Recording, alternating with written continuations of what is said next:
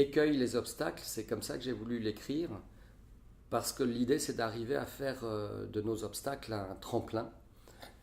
Moi personnellement, dans mon acte de création, sur 3 ans, il y a eu un certain nombre d'obstacles. Un des premiers obstacles, c'était bien sûr le jugement sur soi, invalidant, négatif, hein, qui nous lamine.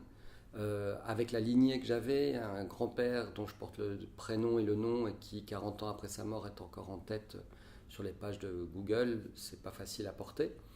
Et puis un autre grand-père qui était lui-même écrivain, et écrivain pour les autres, hein, en tant que nègre. Donc voilà, ça c'était aussi comment sentir que mon discours est crédible, et il faut vraiment oser traverser cela.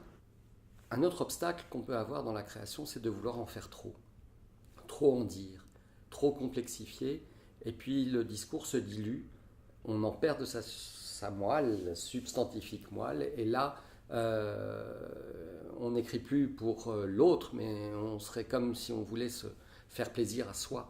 Et il y a quand même toujours cette dimension d'altérité dans la création. Carl Rogers dit que la créativité, c'est l'émergence dans l'action d'un produit relationnel nouveau.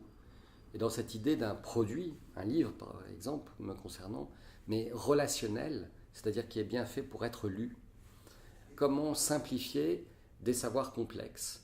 Quand j'ai lu le livre d'Annick de Souzenel, Le symbolisme du corps humain, il a fallu sur certains chapitres que je m'y reprenne à 10 fois pour comprendre comment, par exemple, un homme devenait un homme ou une femme devenait une femme selon elle, ou encore comprendre toute la subtilité de l'arbre des séphirotes, clarifier le message suffisamment pour que tout de suite notre lecteur, notre auditeur, notre spectateur comprenne ce qu'on a voulu dire.